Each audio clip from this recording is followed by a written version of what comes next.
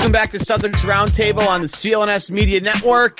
Celtics Roundtable, busy lately, guys. It's been kind of a crazy summer here. Evan Valenti alongside Lucky's Pipe and the brothers Ignal, Matthew and Jonathan, kind of getting you ready for what could be a crazy couple of days here, right leading up to the draft on Thursday, June 22nd.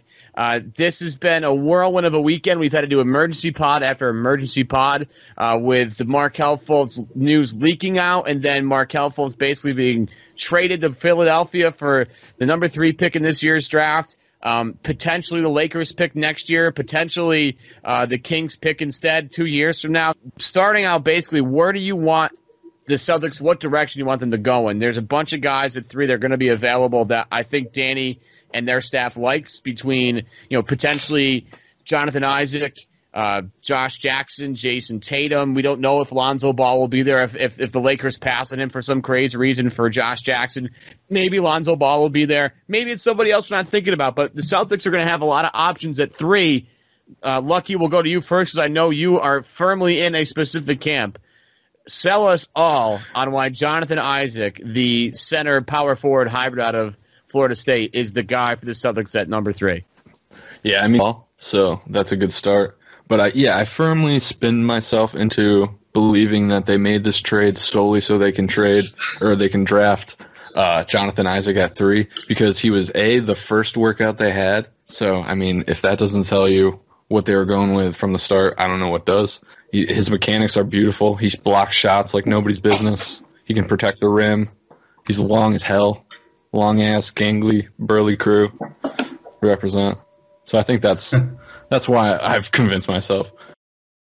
Yeah, I see Isaac as a high-end role player. This whole unicorn thing, I think, when you go in, that's your strategy, search for unicorns every year. There's a reason they're unicorns, because of their rarity. Is he a proven shooter? He can hit the 3, but is he a great shooter? No. I think he might be the best fit for now in this draft, because he can come in and kind of fill that role, but I'm not happy if Jonathan Isaac is the 3rd overall pick. I don't know if I could take him over Jackson at 3. I've gone back and forth as a ton of people are right now between Jackson and Tatum at 3, and I keep leaning Jackson because there are a couple different things about Jackson that I like, but I definitely like the overall ceiling of Josh Jackson over what Isaac might bring to the table. I just think when you look at the playmaking ability, both on the dribble and with the pass, I think there's a lot more to unlock with Josh Jackson than there is with Jonathan Isaac. I think there's a really special player potentially. Again, I'm not saying I don't like Isaac. I do. I just don't think he's the guy for me at 3. If Isaac's your guy, then trade back again, because I'm sure somebody else will fall in love with somebody else up there. So you think there's more to like in Josh Jackson than Jonathan Isaac, but I feel there's more to dislike with Jackson than Isaac. 56% from the line's unacceptable. All that. If we're seeing this potential for Josh Jackson, 56% from the line, and you're going to be a top 3 pick from the wing. That's terrible. It's really bad. Yeah, you can't sugarcoat that either. It's not like I'm going to sit here and sugarcoat that. There's no way to sugarcoat that. Yeah. That is a really bad percentage when there's nobody in front of you trying to guard you at all, and you just basically have to shoot it. It's easy, and it's because his shot's flat. Yeah, but if you're looking for that high upside, it's all. It can't just be free throw predict. It can't be free throw. You look at that jumper, and are you confident? Come on. Are you confident he'll ever be a good? He shot 42% from 3-point range during the second half of his season with Kansas. It's a lot. Fool's gold. It's a bad looking stroke. Those things it's not going to work at the NBA level. I mentioned Andrew Johnson's projection model, 32% for Josh Jackson from 3. Yeah. Right. You're taking a 6 guy. Right between De'Aaron Fox, who profiles slightly better, and but better than OG Anunoby, who profiles slightly worse. This is why the trade is so puzzling without knowing what's going to happen next. The Celtics aren't stupid. They know that Josh Jackson has serious shooting flags. If he shot 75, 80% of the line, I think you could make a lot of sense to say, okay, well, this is our number 1 guy on our big board. But he shot 55% from the line. And with the importance of shooting in today's NBA, particularly from the wing, it's just difficult to rationalize. It's difficult to think that Josh maybe are you leaning in the same tier as Fultz. So are you leaning Tatum then at 3? Or what direction are you leaning in, Matt? Any idea? Lonzo Ball. Do you want to hold on to that? Hold on to that for a second, because I want to tell people about HelloFresh, which is the meal kit delivery service that makes cooking so much more fun, so you can focus on the whole experience, not just the final plate. Each week, HelloFresh creates new delicious recipes with step-by-step instructions designed to take around 30 minutes so that everyone from novices to seasoned home cooks short on time can make tasty meals. HelloFresh sources the freshest ingredients measured to the exact quantities needed, so there's no food waste. And they employ two full-time registered dietitians on staff who review each single recipe to ensure it's nutritionally balanced. They deliver food right to your doorstep in a recyclable, insulated box for free. And now they're offering light spring meals and have just introduced breakfast options. Loyal listeners of this podcast get a very special offer. Get this, because you're a loyal listener to this show. Use the promo code BEAT30 for $30 off your first week of HelloFresh. Again, support this production. Try HelloFresh for free by visiting HelloFresh.com. Enter the promo code BEAT30. Now, did I kill enough time for you to think about this, Matt, or do you still need more time? No. I'm all set here. I think I know what the Celtics should do here. Trade up with the Lakers. Do it. Do whatever it takes. Go get Lonzo Ball. Do it. Oh, man. Would they do that, though? I don't think they would do that. Would give them their pick back? Devil's advocate, why wouldn't they have traded 1 for 2 plus something? I don't think it's going to happen. I don't know how much time we should really spend doing it. Not much. But not much, buddy. If Lonzo is the pick, then this thing makes sense to me, because I had Lonzo in tier 1 with Fultz. But otherwise, I think I'm just going to kind of be disappointed at the end of this if they take another guy who's, most likely pans out as, being good or really good. I don't. So you don't care what happens to 3. You're just going to be mad regardless of the outcome here. No, I'm just hoping he doesn't falls to 3, or Magic wants to take Jackson, and they do a little swap 3 for 2. I don't think it would. I don't know what it would involve. I haven't thought too deeply about that. Well, does this Paul George news change maybe the Lakers' plan? Because Lonzo Ball would fit very nicely, whereas Josh Jackson, when you already have Ingram on the roster, like if they're gearing up for Paul George, what's the sense in drafting Jackson? You make a good point. That's a solid point, yeah. But, dude, LeBron's coming, obviously. LeBron's coming. He just decided he doesn't want to compete anymore. Look, here's the thing. Josh Jackson, like I said, he can't shoot. I don't think he's got really the requisite athleticism or the body type to, be a bully who gets his way to the rim and free throw line. If he does get his way to the free throw line, he's going to brick everything there. So I really question how Josh Jackson becomes a star without shooting. Now, shooting is very variable over the course of an NBA career. There's tons of stories of guys who have improved their shooting dramatically. And if Josh Jackson does that, then he could. If you could guarantee that Josh Jackson was going to be a good shooter, you could make a real case for him at 1. But smart money's against it. I think there's no question about that. So he's fine at 3. The thing is, he's just not nearly as good as Fultz, and that makes the move puzzling. And Jayson Tatum is the other guy who's really been rumored. I haven't heard too much on Isaac. It's certainly possible, and the Celtics are pretty tight-lipped. But I think most people think it's between Josh Jackson and Jayson Tatum. Does anyone care to make the argument for Jayson Tatum? I mean, I could do it. The comp is always going to be some, high volume scorer, not high volume, varying forms of high volume scoring, whether it's like Danny Granger, Carmelo Anthony, Paul Pierce. Like you throw those out there. I hesitate on the Pierce stuff. I think Pierce coming out was a better athlete. Tatum, I think, has all the moves you'd want to have, like in the kitchen, and so he can, all these dribble moves and jab moves and step moves. I think he has a lot of that in the arsenal. I don't love the first step for him, but I think it's enough to get by guys. I think he's strong enough to absorb some contact. They're like a premier non-athletic wing right now in the NBA. I can't really recall anybody that's really a non-athlete that plays the wing position. It's a good point. I think you're right. I think that the athleticism is sort of the main issue here. What is the reason this Markelle Fultz deal has been done so early? Is it to get these guys in for workouts, particularly Josh Jackson and Lonzo Ball, or is it because a trade is coming down? Danny's Jimmy been Butler or Paul George. Well, Keith Smith said that. I think his tweet was to quoted some unknown GM source or whatever it was. It was like, the protections don't matter because they're not keeping the pick anyway. That's just one guy's opinion, though. Yeah, right. I'm just saying that could be foreshadowing that, like, okay, so they're just not going to even keep that pick anyway. They're going to trade it off to somewhere else.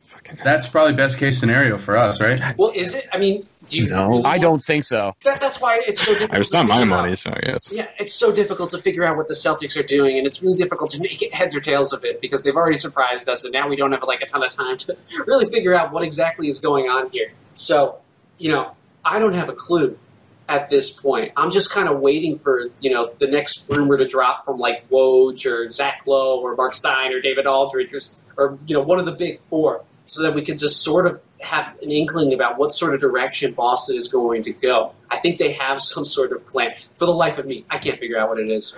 No, if I were to stick my head out there and look like an ass this week, because I'll be completely wrong, but I think they like somebody at 3 that they think they would look like an idiot to take at 1.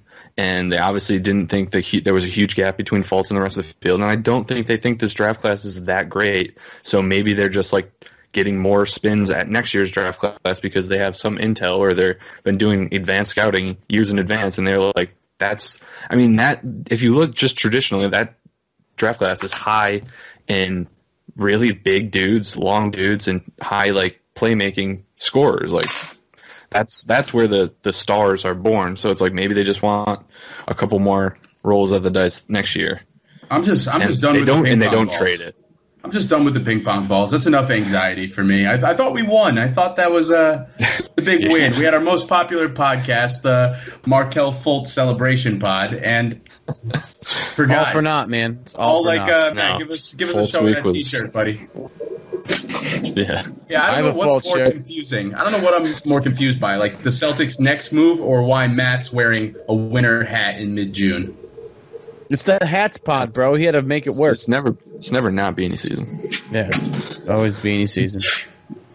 I can't wrap my head around thinking that Josh Jackson or Jayson Tatum is anywhere near as good as Markelle Fultz. Can't do it. Fire Brad. Danny. We're all pissed. Trust me. We're not. Maybe everybody in the draft. That's why I went sucks. on Twitter. I just turned off Twitter last night. I was like, I'm not going to even bother with this right now.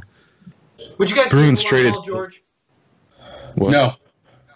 What's the price?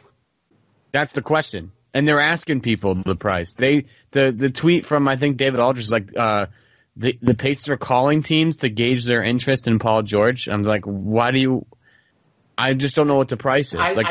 My guess would be one of the Celtics' prized assets and some filler, be it. Why? What's the point? They want the best offer they can get. But he could leave. He could totally leave. He will leave. Yeah. Boston? Oh, yeah. No, and I think that he'd have to.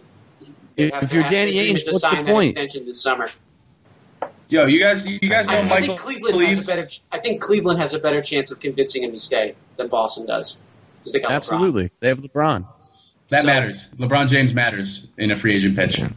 Absolutely. You walk to the finals. Right now, I'm just 7 years. I'm just against doing everything that hurts your window 5 years from now. And that's the thing is, like, if you're trading for Butler, you're trading for George, it's like I would rather have, even if I hated every pick after the top 2, I'd still rather take the chance at 3 and have 2 shots at, like, top 5 picks next year. I just think you're, like, the most frustrated kid on the planet, Matt, because you don't know what's next. No, Matt's ego is going crazy right now because he's always been low on Fultz, high on Ball. So now he's like kind of like I was a little right on this one. Markelle Fultz isn't as good as advertised, according to.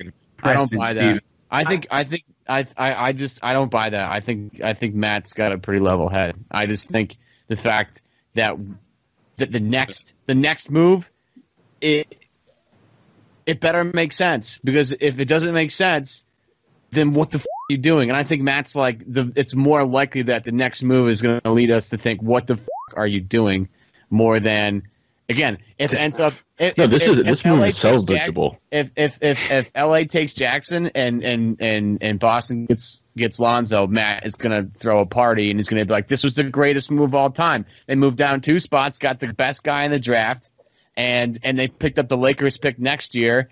and or the Kings pick in 2 years. Like that's great value. But again, we don't. And that's where this is like frustrating. I think that's because I can see it on your face. You just look pissed. Well, because I think I think their outcomes are fewer where this looks like a good deal. Like, because I do think it's more likely that they're just going to take Jackson or Tatum at. Well, then. So and then how do I feel about this? Okay, you traded down a tier, and like as a value play, it's okay. Well, are you though? That's the big thing. Is like if it's down a tier. The one thing I'll say, before we sign off here is like the one thing about Jackson, I do think Jackson is a Danny pick, and like whoever the GM was that Chad Ford cited, I get it, and I think Jackson fits the culture in Boston a little bit better because everything you hear about Jackson, a lot of it comes from Fran Fraschilla. A lot of things you hear, like during practice, he tries to win every little skirmish at practice, and he tries to, he's super competitive, and his motor, it stands out when he's playing on the court that he just never stops playing. And I think Boston values that more than some other teams do. And they've already kind of created that culture with Marcus Smart and Jay Crowder and Jaylen Brown and Avery Bradley and Isaiah Thomas, like guys that work super hard, are really competitive, and doesn't matter what the score says, they're going to play, they're going to give their 110%. So I think that's where I think Jackson fits in, and I understand why Danny's probably fallen in love. That's going to do it for this episode of Celtics Roundtable. We're going to be probably every day this week, to be honest with you. It's a jam-packed week. We have a lot of guests lined up, so stay tuned for more great episodes on this podcast. You can find it on your favorite podcast app, on iTunes, on Stitcher. You can download the CLNS Media mobile app if you want to as well, whether it's for Android or for Apple. Make sure you subscribe to this channel if you're watching this on YouTube. Hey there. Subscribe to this on YouTube. Give us a follow on our Twitter page at CLNS Roundtable. If you listen to us on iTunes, give us a 5-star review and some commentary afterwards. We'll love to speak with you. We'd love feedback. That's how we get better. And tomorrow, Tuesday, Wednesday, bringing a lot of guests on. Going to leave you a little suspicion, like a little bit of question mark who that's going to be. You have to find out and tune in for yourself. So for Lucky Spike, for Matthew Ignal, for Jonathan Ignal, I'm Evan Valenti. We'll see you guys tomorrow. Another edition of Celtics Roundtable on CLNS Media.